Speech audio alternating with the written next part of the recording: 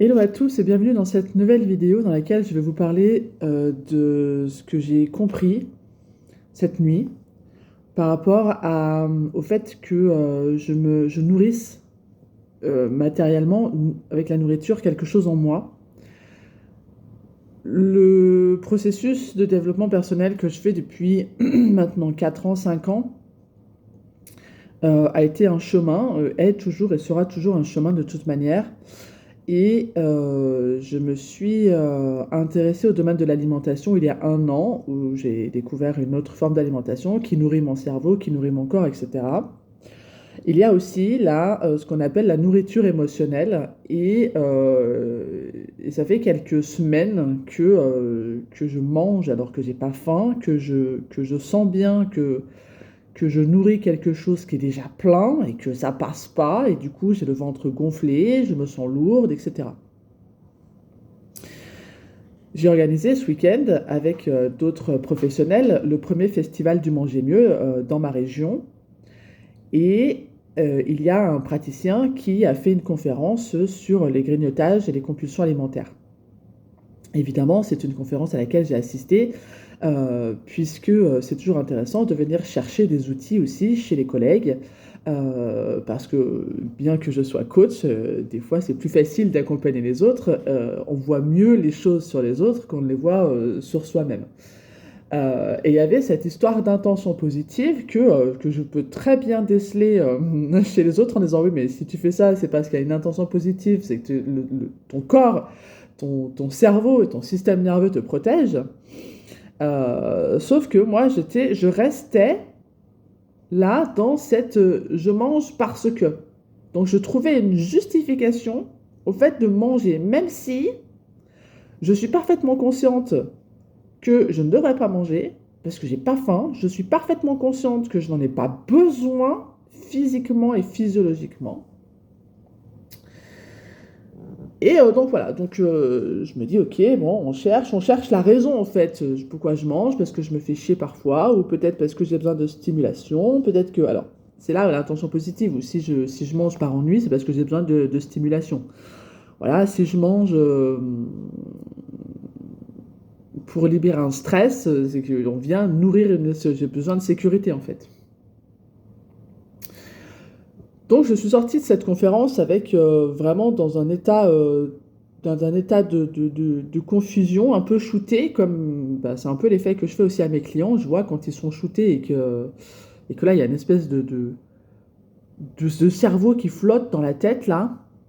Et là c'est là que ça fonctionne parce que là il y a quelque chose qui est en train de travailler, il y a quelque chose qui est en train ouais, de macérer et que potentiellement la réponse va arriver plus tard dans la mesure où on a aussi les outils pour comprendre ce qui se joue. Hier soir, quand je rentre de cette première journée de salon, je regarde un peu les stories et je scrolle un peu comme je fais d'habitude. Bien que le scroll est aussi une façon d'apaiser le stress, mais peu importe. Je regarde un peu les stories et je tombe sur une story d'un photographe qui a mis une femme en photo. Et c'est une femme qui a fait des photos boudoir un peu, donc avec des tenues sexy. C'est des photos qui permettent de grandir l'estime personnelle, la confiance, etc. Ça permet d'avoir une meilleure image de soi, etc. Et j'avais déjà fait ce genre de photos, mais ça remonte à très loin. Et voilà. Et en plus, j'ai perdu les photos, je ne sais plus où elles sont. Et ça fait quelques mois déjà que j'aimerais faire des photos boudoir, etc. Que bah, je n'ai pas forcément l'argent pour le faire, que je ne me sens pas forcément disposé à le faire en ce moment, etc. Et c'est quelque chose que je ferais, hein, mais voilà, bref. Donc ça c'est devenu me parler. Donc cette photo-là, elle est venue me parler à moi parce que c'est quelque chose que j'aimerais faire euh, pour dévoiler ma féminité, ma sensibilité, ma sexualité, etc. Qu'on puisse apporter un regard beaucoup plus beau et beaucoup plus neutre que le regard salace qu'on peut avoir sur le corps des femmes. Voilà, bref, mais ça c'est un autre sujet. J'ai vu cette photo de cette femme. En plus, c'est une femme que je connais sans connaître, hein. Voilà, je l'ai peut-être vu une fois en soirée. Enfin bref, on ne se connaît pas véritablement. Et là, j'ai été à l'écoute de mon corps et j'ai ressenti, pas comme de la jalousie, parce que c'est pas ça, Mais j'ai ressenti un truc de me dire, ah ouais, ça fait mal en fait de voir cette femme qui fait ce que j'aimerais faire. Et en fait, du fil en aiguille, je suis restée là à ressentir juste ce que ça m'a fait de voir cette femme très belle en photo. Et ensuite, je dis, bon, ok, bah, de toute manière, t'as pas d'autre choix que d'accueillir ce qui se passe là, puisque bah, c'est comme ça, voilà, tu accueilles ce qui se passe là, c'est comme ça, voilà, tu te sens mal, ou tu te sens un petit peu comme si je me sentais nulle ou inférieure, ou moins belle, ou moins légitime, ou moins apte à faire des photos boudoir, ou tout simplement à me trouver belle moi aussi. Et puis, il m'est apparu un truc assez comme ça, enfin, ça a fait pop-up dans ma tête, de me dire que potentiellement, si je mange et que je me nourris quelque chose et que parce que j'ai vraiment le ventre gonflé et je me sens vraiment lourde et du coup, je me sens pas belle et je me sens pas intéressante. Et, hein. Donc ça vient parler aussi de l'estime de soi. Euh, et je me suis, et la réflexion a été évidente, enfin, elle a fait pop-up dans ma tête, de me dire, en fait, si je mange, j'essaye de combler quelque chose, alors que mon corps, physiquement, n'en a pas besoin, j'ai pas faim, je sens qu'à chaque fois que je bouffe, c'est trop, en fait, je le ressens vraiment que c'est trop. Et en fait, la réflexion que je me suis faite, c'est de me dire, si tu manges, si tu viens nourrir un stress, donc de toute manière, on vient aussi, de toute manière, on vient nourrir des stress, hein, c'est de l'anxiété, euh, on vient nourrir de l'insécurité, hein, et on va avoir une intention positive, une bonne raison de le faire. Je me suis rendu compte qu'en fait, si je me nourrissais et que du coup, je me rendais moins belle, du coup, je me sentais moins belle et moins attirante, c'est parce que si... Allez, chat, pousse-toi. Oui, je suis en train de raconter un truc un peu intense là, mais quand même. Suspense. Si je me nourris donc et que ça me permet de me sentir moins belle, moins désirable, moins attirante, c'est exactement pour éviter des manipulateurs, des narcissiques et des personnes qui sont émotionnellement indisponibles. Parce que je me suis fait la réflexion que quand j'ai rencontré mon ex-mari, j'étais une femme tout à fait canon, on va dire. Voilà, je me trouvais bien, il me semblait avoir confiance en moi, etc. Et du coup, bah, potentiellement, c'est ça aussi, faut pas se leurrer, hein, on n'attrape pas les mouches avec du vinaigre, c'est aussi ça qui permet l'attirance physique. Le physique est aussi important que l'attirance sexuelle, que les valeurs, etc. Et, euh, et je me suis souvenu aussi que la relation que j'ai eue en 2024 avait été aussi comme ça. J'étais décidée à rester célibataire et à me trouver bien moi-même, à me trouver belle moi-même, à me trouver désirable moi-même, etc. Et du coup, c'est à ce moment-là, quand je me suis sentie bien dans ma peau et dans ma vie, que j'ai rencontré cette personne qui était un homme donc émotionnellement immature et indisponible, qui m'a permis de rentrer tranquillement dans l'enfer de la dépendance affective. Et je me suis rendu compte qu'après cette relation où j'ai fait un travail conséquent pour me libérer, pour apprivoiser la dépendance affective, pour me dire bon c'est bon là maintenant, c'est bon, on va pouvoir souffler, t'as fait le plus gros, maintenant tu penses à toi-même, t'as pas besoin d'un mec dans ta vie, euh, si tu veux un partenaire, voilà, j'aspire à rencontrer quelqu'un de sain et d'émotionnellement disponible et qui s'engage avec moi. Et quand on trouve des personnes qui sont indisponibles, qui sont manipulateurs, etc., ça vient aussi parler de nous, de qu'est-ce qu'on fait de nos besoins, de comment on pense à nous, de comment on se respecte, comment on s'aime, comment on s'estime, etc. Donc ça vient parler de l'estime de soi et de l'amour de soi. Et donc, en 2025, donc avant juste à l'été, j'ai rencontré quelqu'un qui avait l'air parfaitement mature émotionnellement, d'accord? Qui avait en tout cas cette ouverture émotionnelle, qui me racontait des choses, etc. Et finalement, voilà, au moment où je me suis sentie belle et désirable, et au moment où je me suis dit, c'est cool en fait, ma vie elle est cool comme elle est, et j'ai pas forcément besoin d'un mec, je suis pas en recherche d'un partenaire absolument. C'est là où j'ai rencontré cette personne et il s'est avéré qu'il avait des comportements manipulatoires. Euh, voilà, donc je refais le job de deuil, de machin, de gna gna gna, c'est pénible, mais c'est comme ça que ça fonctionne. Après chaque relation, il y a besoin d'un temps pour faire le deuil, pour voir ce qui s'est passé, pour voir dans quoi on a mis les pieds, quel schéma on a répété, etc. Bref. Et du coup, moi, mon envie, je fais le travail pour ça, c'est de pouvoir rencontrer un partenaire sain, un partenaire qui est émotionnellement disponible, un partenaire avec qui je vais pouvoir partager je sais pas moi, des voyages, des projets, enfin bref. Euh, J'en viens même à me dire des fois que bah, pourquoi en fait on veut absolument avoir un partenaire.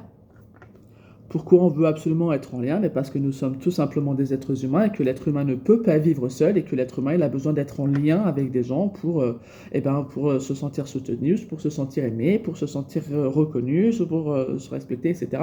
Le lien humain, il est indispensable à la survie de l'espèce humaine en fait. C'est juste que il faut savoir choisir les bons partenaires, que ce soit des partenaires amoureux, professionnels, amicaux, etc. Enfin, je veux dire, même familial. On peut aussi choisir les personnes qu'on a envie d'avoir dans notre vie, même si ça fait partie de notre famille. On peut dire oui ou non à certains membres de notre famille si la relation n'est pas OK avec ce qu'on désire.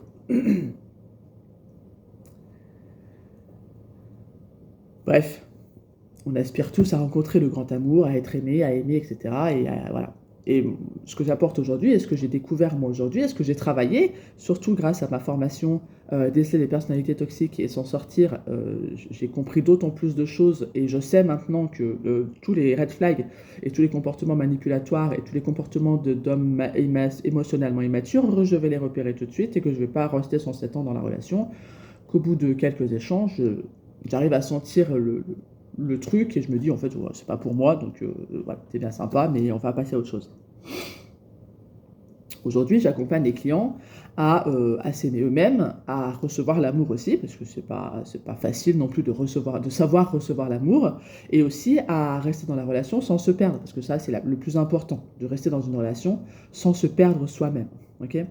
Donc c'est vraiment de venir embrasser son individualité. Donc on a besoin aussi d'être individuel, d'embrasser son individualité, de se sentir complet seul, autant qu'on a besoin d'être en lien avec l'autre pour grandir, pour échanger, voilà, pour partager des choses, etc. Que ce soit, encore une fois, amoureux, amical ou professionnel. On a besoin de bien s'entourer, de s'entourer de bonnes personnes pour pouvoir grandir, pour pouvoir rayonner et pour pouvoir devenir ce qu'on appelle une meilleure version de soi-même, même si je n'adhère pas forcément à cette phrase ou à ce concept, mais c'est l'idée, elle est là, quoi. L'idée, c'est pas de devenir une meilleure personne, parce que ça voudrait dire qu'on va chercher en dehors, enfin, en haut. L'idée, c'est de devenir la personne que l'on est, sans les conditionnements, sans les blessures, etc. Donc ça se passe plutôt à l'intérieur, chez moi, mais chez tout le monde. Et du coup, là, j'en suis à cette phase-là de ma vie, de me dire, ok, en fait, je suis bien toute seule, je commence vraiment à m'apaiser et à ne pas vouloir avoir un partenaire absolument pour nourrir une espèce d'insécurité, etc. Donc, j'arrive à être vraiment OK avec le fait d'être célibataire, en me disant quand même que ce serait cool d'avoir un partenaire pour vivre des choses sympas, pour vivre des expériences, voilà, pour avoir le toucher, voilà, pour avoir le toucher physique, bref, une relation amoureuse. Et donc, je sens bien qu'en ce moment, il y a une espèce de blocage, que ce soit professionnel et aussi sentimental, où il y a une partie de moi qui me dit oui, je le veux bien, et une partie de moi qui pourrait dire bon, ok, mais est-ce que tu en as vraiment besoin? Est-ce que c'est le moment? Est-ce que c'est pas le moment? Une partie de moi qui pourrait me dire oui, bah c'est bon, tu peux attendre encore un petit peu. Bref, très clairement, il n'y a pas de bon ou de mauvais moment pour avoir une relation. Il y a juste comment tu te sens, est-ce que tu veux réellement à l'intérieur de toi. C'est pas. Voilà. Bref, il y a des moments, c'est le moment, puis il y a des moments, c'est pas le bon moment, et puis c'est ok en fait. Il y a des temps pour être célibataire, et il y a des temps pour être ensemble. Euh, et du coup, ce que j'ai découvert cette nuit a été impressionnant, c'est que si je me nourris, c'est parce que je ne veux pas. euh, si je me nourris et que du coup ça me fait sentir moins belle, moins désirable et moins attirante, euh, même si, je sais pas, peut-être que ça se voit pas en vrai, mais moi, à l'intérieur de moi, c'est ce qui se passe, eh bien, c'est pour éviter, je vais me rendre moins belle et moins désirable pour éviter d'attirer des manipulateurs ou des hommes immatures. Parce que ça va 5 minutes, les gars, moi j'en ai ma claque, j'en ai soupé, merci, 15 ans de relations toxiques, dans le déni, une année, enfin, même pas, ça a duré 5 mois l'histoire en 2024, où ça a été hyper raide, où je suis tombé dans la dépendance affective. Enfin, j'ai découvert la dépendance affective, j'ai mis de la conscience sur la dépendance affective, et du coup, je suis ressorti du tunnel. Il m'a fallu 1 an pour sortir de ça. C'est bon, je me tape un manipulateur cet été, voilà, le truc que j'ai pas trop vu venir parce que je me suis dit, c'est bon, j'ai travaillé à la dépense affective, mais non, t'avais pas tout fini, donc il fallait continuer un petit peu. Voilà, là, moi je suis fatigué, j'ai plus du tout envie d'avoir des manipulateurs, d'avoir des hommes immatures, alors restez chez vous, voilà, moi j'aspire à un niveau un peu plus haut, parce que je mérite un partenaire qui sera capable de m'aimer comme je suis, d'aussi d'être dans l'écoute et dans la bienveillance, pour me dire quand je suis dans des schémas relationnels qui peuvent être malsains, etc. Enfin bref, une espèce de communication émotionnelle. Moi j'aspire à rencontrer quelqu'un qui soit dans la communication émotionnelle, qui soit intelligent, qui soit dans le discernement, et qui ne soit pas dans les comportements manipulatoires, ou qui ne soit pas immature émotionnellement, et qui me dise que c'est à moi de travailler sur moi pour éviter une dépendance quelconque. Voilà. Euh, Bref. Donc, moi, je fais le job moi-même pour être au niveau de la personne que j'ai envie d'avoir dans ma vie, parce que c'est aussi comme ça qu'on fonctionne. Si on reste dans des émotions et dans des comportements toxiques nous-mêmes ou avec les autres, on va forcément attirer des gens qui ont le même niveau de fréquence. Donc moi, j'ai grandi, la dépendance affective, ça va, merci, on s'est assez vu, on s'est apprivoisé. Je ne dis pas que tout est terminé, mais en tout cas, même si des schémas devaient revenir dans une prochaine relation, je saurais les gérer et je saurais échanger avec mon partenaire pour dire, ben là, c'est ça qui se passe. Soit on en parle et c'est cool, soit je fais le job moi-même et c'est cool aussi, il n'y a pas de problème.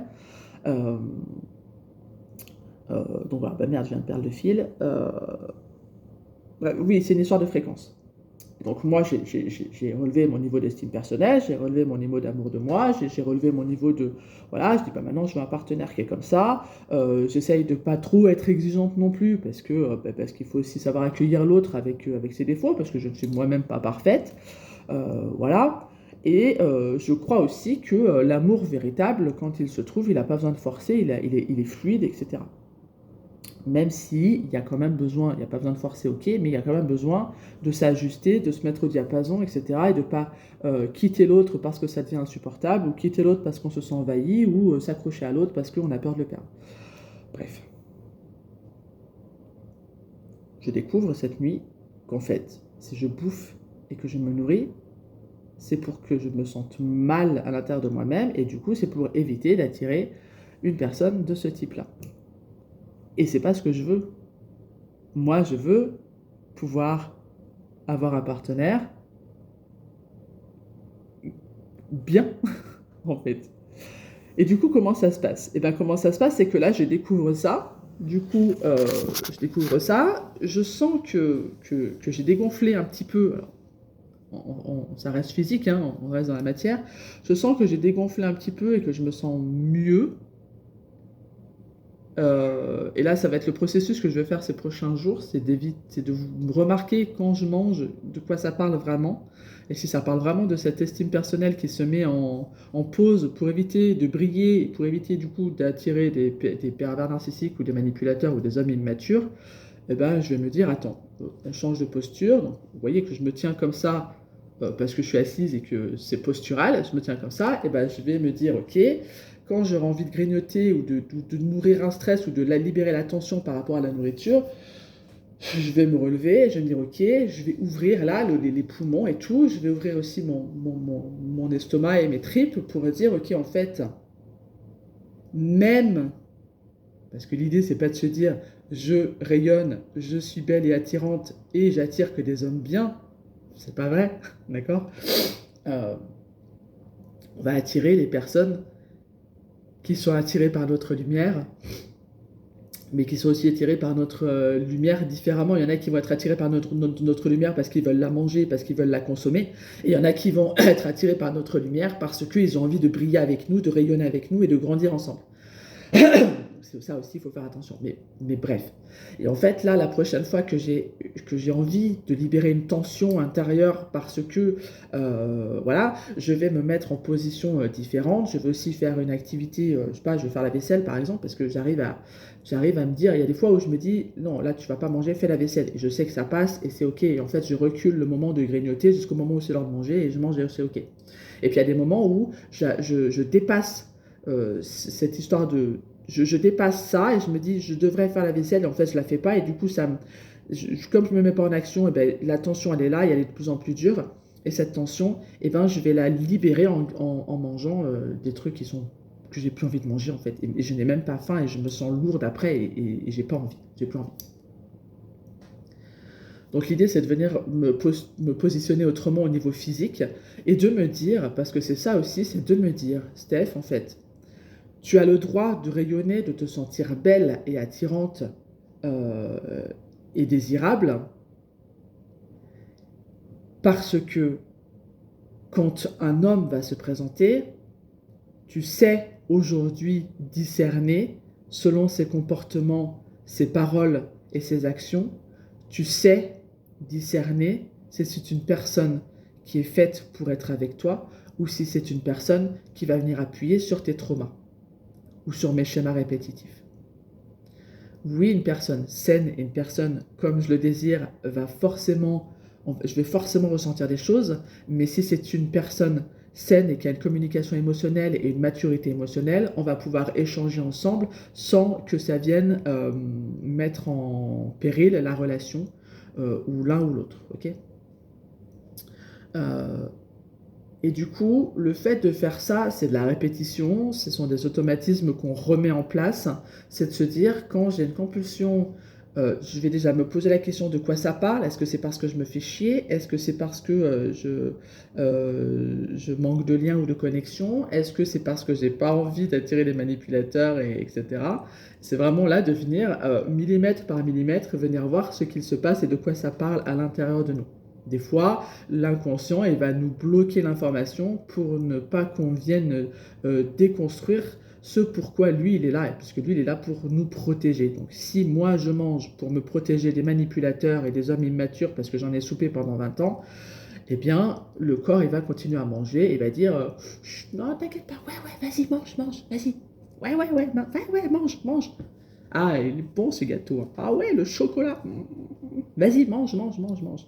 Alors qu'il y a une partie de moi qui dit, non, attends les gars, on n'a pas mangé, on n'en a pas besoin, en fait.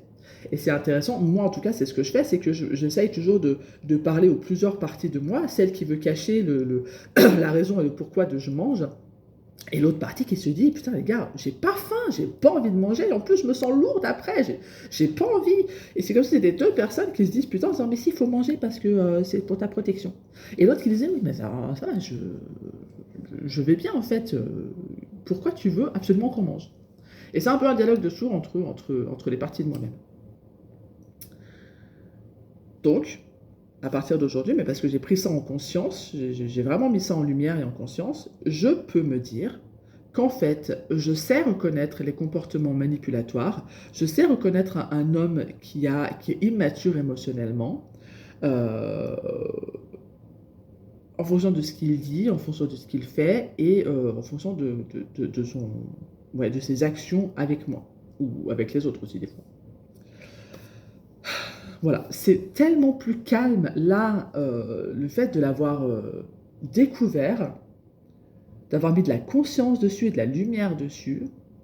Je vais pouvoir, moi, vraiment m'apaiser avec ça.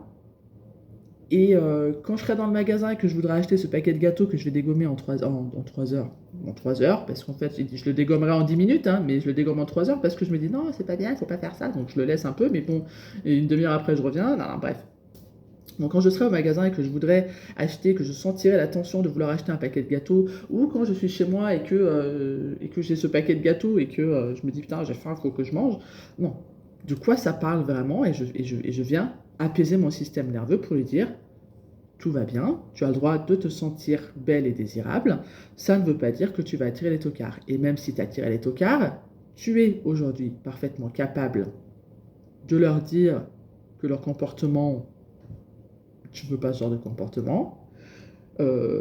Aujourd'hui, j'ai suffisamment de discernement, j'ai suffisamment d'expérience relationnelle pour dire, en fait, je me sens, alors c'est pas je suis, hein, parce on peut dire je suis belle et désirable, c'est pas ça, parce que je ne suis pas ça, pardon. Je veux me sentir belle et désirable, pas pour l'autre, je veux le sentir pour moi en premier temps, d'accord? Donc, je veux me sentir belle et désirable, et en même temps, j'ai cette capacité de dire, la personne, l'homme, dans le champ, dans la sphère amoureuse qui va arriver vers moi, je vais être capable de le discerner. Je vais être déjà ouverte à la rencontre en me disant, bah, ok, bah, rencontrons-nous et échangeons. Et lors de l'échange, puisque j'ai aussi libéré le regard des autres et le rejet, etc., donc je n'ai plus peur de me faire rejeter, je n'ai plus peur de perdre les gens, échangeons, voyons ce que tu as à me dire, ce que j'ai à te dire. Si la communication elle est fluide et sympa, etc., on continue de discuter. Si je vois qu'en fait il fait ce qu'il dit, bon, on peut avancer encore un petit peu. Et en fait, c'est un pas après l'autre. Quand on appelle son système nerveux par rapport notamment à la dépendance affective qui se trouve chez les anxieux, chez les évitants et chez les désorganisés, attention, c'est pas parce qu'on est évitant qu'on n'a pas de dépendance affective, elle est juste cachée différemment. Eh bien, quand on appelle son système nerveux en faisant ce travail-là intérieur, on n'a plus ce besoin viscéral et intrinsèque de vouloir rentrer en relation et d'avoir un homme, un partenaire, absolument pour avoir un partenaire. Et du coup, ça nous permet d'aller un pas à la fois. J'avance un pas à la fois. Je montre mon jeu un pas à la fois. C'est comme quand on joue aux cartes avec quelqu'un. Eh ben, tu peux pas balancer tout ton jeu de cartes comme ça en disant tiens, moi je te donne tout ça. Et l'autre, il se retrouve avec double jeu de cartes. Donc ça marche pas. Donc, on y va, un pas à la fois. On écoute, on ressent ce que ça fait. Il y a des fois, ça va être des réminiscences du passé qui disent attention, vigilance. Ok, attention, vigilance. De quoi ça parle? C'est pas parce qu'il y a le petit pote de vigilance qui vient dire ah, on a déjà connu ça et c'était la merde que ça va forcément être la merde. Il est aussi nécessaire de venir voir à l'intérieur de soi qu'est-ce qu'on a vraiment travaillé, comment on l'a travaillé, est-ce que c'est toujours vrai? Parce que des fois, on peut continuer à croire à des choses qui ne sont plus vraies. Une espèce de résidu, une espèce de poussière là qui est là. Je viens de faire le ménage. Qu'est-ce que tu fais là en fait, la poussière? Je viens de faire le ménage, je ne veux plus. Hop, et on passe à autre chose. Je dis pas que c'est facile à faire, je dis simplement que c'est possible et qu'on peut être accompagné pour ça. La formation que j'ai créée, elle est vraiment hyper intéressante pour comprendre les comportements manipulatoires, pour comprendre les personnalités toxiques, pour savoir répondre à ces personnalités toxiques et pour pouvoir aussi grandir notre estime personnelle, notre confiance en soi et notre amour de soi. J'ai également créé un atelier sur la dépendance affective. Tout ce que je crée, ça vient de mon expérience parce que je crois profondément que quand on vit les choses, et quand on se forme aussi, parce que l'expérience et la formation sont forcément intrinsèquement liées, on peut venir vraiment s'apaiser. Et donc accompagner les gens à s'apaiser eux-mêmes. Euh, voilà. Donc j'avais juste envie de vous partager ça. C'est un petit peu long, voilà, 30 minutes pour raconter ma vie, mais je trouvais que c'était important aussi de pouvoir partager mon expérience pour que vous puissiez avoir des clés de compréhension, des clés de libération. Je vous souhaite une belle journée et je vous dis à très bientôt. Si vous avez des choses à me dire, ça sera en commentaire de façon bienveillante et constructive comme toujours. Je vous embrasse et je vous dis à très vite.